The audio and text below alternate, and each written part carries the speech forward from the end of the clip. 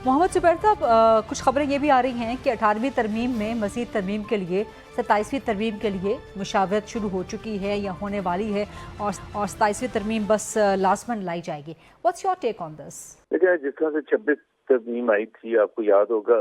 फरीदा के पहली दफा वो अनाउंस हुआ लास्ट मिनट पर कि जी कल 26वीं तरमीम है, और फिर मौलाना फजलुर रहमान बीच में आ गए थे, तो उसकी वजह से वो रुक गई थी। And I think even PMLN PBB वाले भी कंसीड करेंगे कि that would have been very embarrassing अगर वो बगैर डिबेट के, बगैर बातचीत के 26वीं तरमीम जो लाई गई थी, फिर उसमें कुछ रद्दोबदल हुआ, not to the satisfaction of everyone, but still. तो कहने का मतलब ये कि 27वीं तरमीम का हम सुन रहे हैं, और जाहिर सी बात है उसमें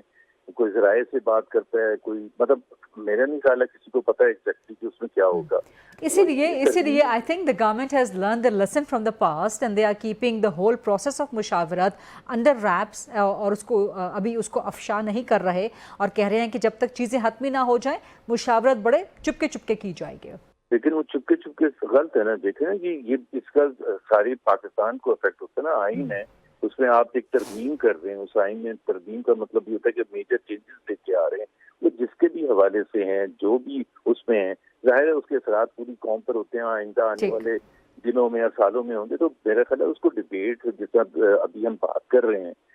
इस किस्म के हर मीडियम पर एक डिबेट होनी चाहिए ताकि लोगों की राय पता चले। ये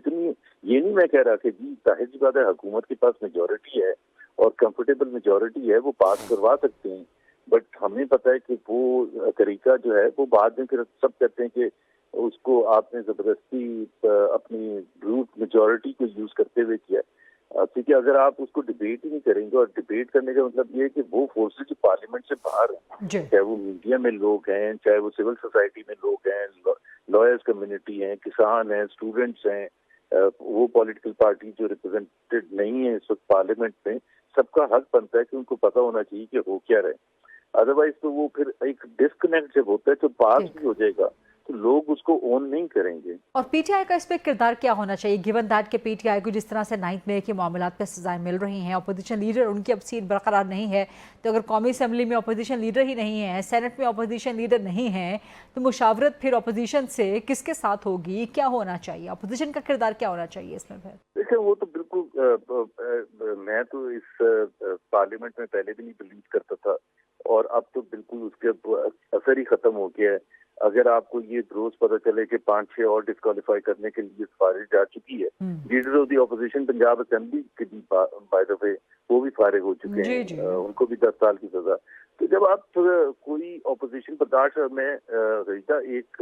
इधर यहाँ जरूर जिक्र करना चाहूंगा, क्योंकि मैं खुद उसमें मौजूद था उस वक्त, ऑल पार्टीज कॉन्फ्रेंस जो अभी हुई थी, और थर्सडे को पहला दिन था, तो जिस होटल में बुकिंग की गई थी उसको अलाउ नहीं किया। अब आप मुझे बताएं कि महमूद अचद सईद, मुस्तफा खोकर, लियाकत बलोच, मोहम्मद जुबैर, ये चंद नाम जो मैं कह रहा हूँ उस वक्त वहाँ मौजूद थे, ये कोई हथियार लेके आए हुए थे क्या? ये ऐसे लोग हैं जो कि हंगामा करते हैं, तोड़ फोड़ करते हैं?